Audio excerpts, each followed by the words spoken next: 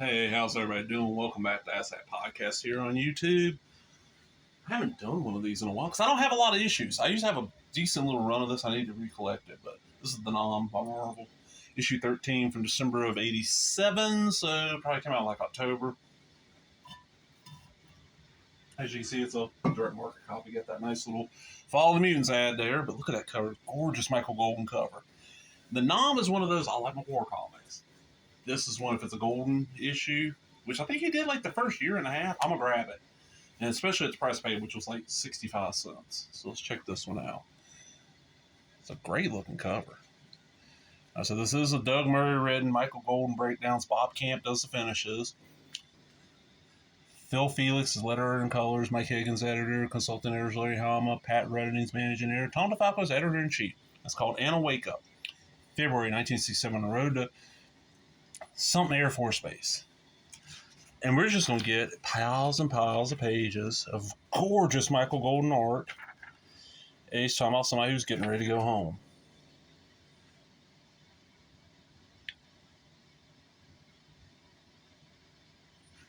I'm watching the movie. Just look at this. Now, that's the thing. Good story, but just this amazing. Hold on, let me try something. That would better than that.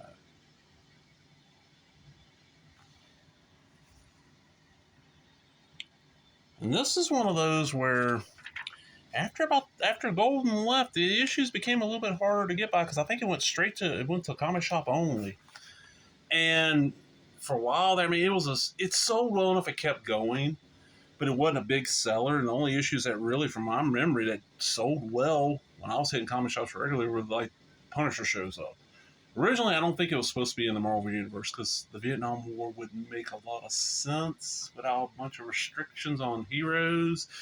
Kind of like how DC realized with superheroes World War II was kind of weird, so that's when they had the Spear of Destiny thing, but Marvel didn't do that. But while there, yeah, Punisher appeared. Oh, the old Zittles ads.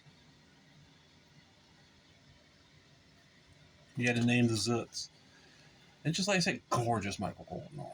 Amazing art. Like, he's got a cartoony style that looks realistic at the same time. And before this, I knew him from Micronauts. And, he's one of those where he doesn't do a lot of stuff. So when you find, and especially one of the cool things about this is that Nom had a magazine. It was a magazine-sized comic that reprinted in black and white, like 2 issues of Nom. So you got a bigger version of his art in black and white. And those are not easy to find. I got one issue I found somewhere cheap. The Fall of the Mutants. Yeah, this is when the fall of my interest in X-Men really hit. Okay, so 225, 226, 227 Uncanny, 24, 25, 26 X-Factor, and 59, 60, 61 of New Mutants. Man, September of 87, I would have been like 8th grade. Yeah. Because I remember talking Follow the Mutants with my buddies, Russell and Shane, and our little comic group there, Tory Tate. And Nom was not one we were talking about. Like, I was picking up an issue here and there, but we were talking about Nom. There's a lot of comics I bought that we were not talking about. Like, okay, 87. Oh, we were reading Miracle Man, but none of them were.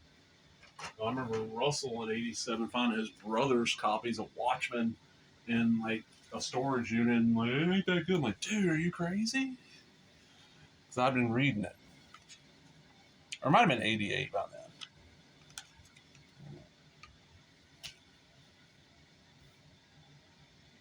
then. Okay. Oh, Ralph Macchio. Let me get into this. For years and years, people thought this Ralph Macchio is the same one that was a Karate Kid. It's not. Similar names, not the same person.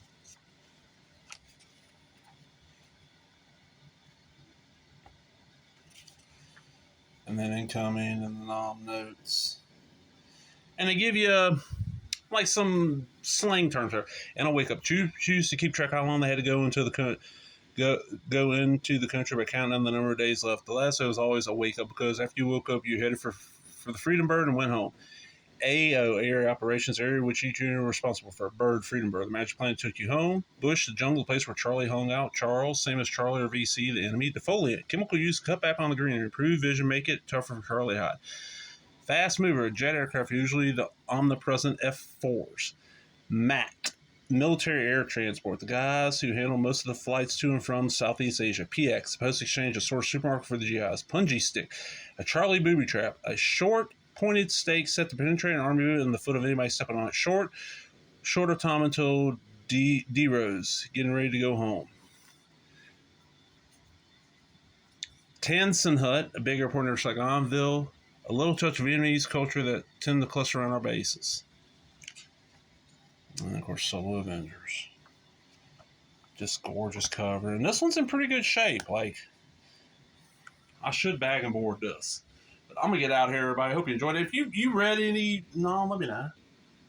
I know there's like 2 collections that probably cover all the golden stuff a little bit after, but they're not cheap.